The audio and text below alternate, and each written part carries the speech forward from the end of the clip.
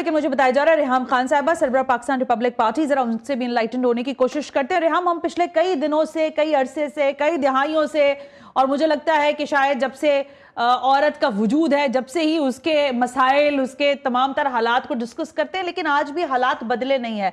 Reham, legislation की हम यहाँ बात कर रहे हैं, आपको क्या लगता है कि हाल फिलहाल की ये जो दो बिलखुसूस वाकयात हैं, एक तो ये जो chairman Sindh human rights commission है, इस पे तो उसको तो पढ़ के ही मेरे सर में दर्द हो गया कि ये कैसे हो सकता है ह्यूमन राइट्स कमीशन का चेयरमैन और उनकी माशाल्लाह ये हरकत और सकनात, उसके बाद फिर के इलेक्ट्रिक के सीईओ और सो ऑन एंड, ये तो दो हाईलाइटेड केसेस हैं, बट अदरवाइज भी ये चलता है। आप कैसे देखती हैं, क्या इन केसेस की कोई सिग्निफिकेंस है और इनको क्या वाकईतन कोई टेस्ट केस के तौर पर ले, या फिर ये भी एक केस है, आया स्टे भी ले लिया और अल्लाह खैर से अल्लाह, फिर अगले दिन कोई नया मौजू होगा हमारे पास?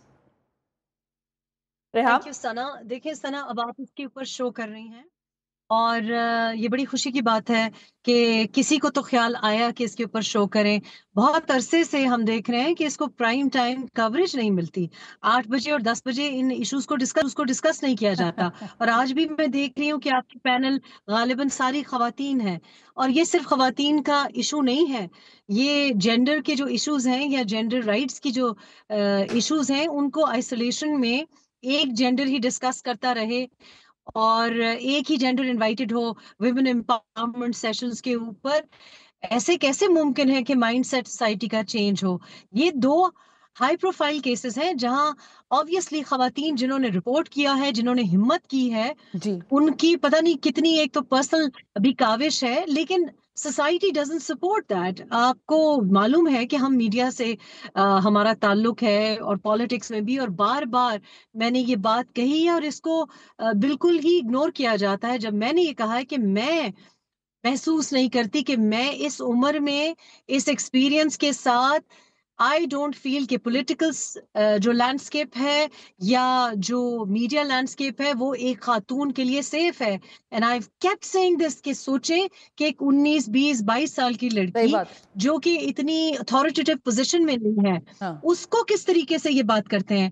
आपको याद होगा पिछले प्रोग्राम पे भी मैंने मेंशन किया कि किसी ने मुझसे पूछा कि सीएम पंजाब की क्या परफॉर्मेंस है। मैंने कहा हिना भट्ट को जब उनके पंजाब स्पीकर ने एक पब्लिक जगह पे असेंबली में 2 3 बार publicly I would say insult किया कि एक खातून सीरियस बिल पेश कर रही है, एक पॉइंट ऑफ ऑर्डर रेज कर रही जी है, उसके अपीयरेंस के बारे में आप पब्लिकली बात करें। आप सोचें कि एक ज्यादा कोई वीकर बैकग्राउंड से या जो कोई बहुत इनर सर्कल की खातून नहीं है, जो कि कोई बिजनेस वुमन नहीं है, जो एमपीए नहीं है, उससे खिलवत में क्या क्या बातें की जाती होंगी, कितना उसको अनकंफर्टेबल किया जाता होगा। This is just an example. And so this is why it is so important कि जब आपने पिछले प्रोग्राम में कहा कि आप पहली खातून है और ये पहली वुमन पार्टी है, तो मुझे एक मिनट मुझे सोचना पड़ा कि 2025 में ऐसा क्यों है? ऐसा क्यों है कि मैं पहली औरत हूँ? Surely that is wrong. Why is it important to change the mindset? I'll give you the example कि मैनिफेस्टो में, अपने मैनिफेस्टो में I made it very clear कि जब कोई खातून आएगी कैंडिडेसी के लिए तो वो एक अकेले कमरे में एक मर्द के साथ या 5 मर्दों के साथ नहीं होगी। जब कैंडिडेट सिलेक्शन होगी तो कम से कम इक्वल नंबर औरतों की उस पैनल पे होनी चाहिए। Election clearly। कमीशन के भी रूल्स में हमने अपने कॉन्स्टिट्यूशन में डाला है और पैनल में भी। This is very important for all work spaces कि जितनी अथॉरिटेटिव किसी हाँ, की पोजीशन होगी, आपने ह्यूमन राइट्स की बात की, the more the power, the more the ability to abuse that फिर पावर सही बात कह रही। Obviously. I and they agree are Reham, not I agree.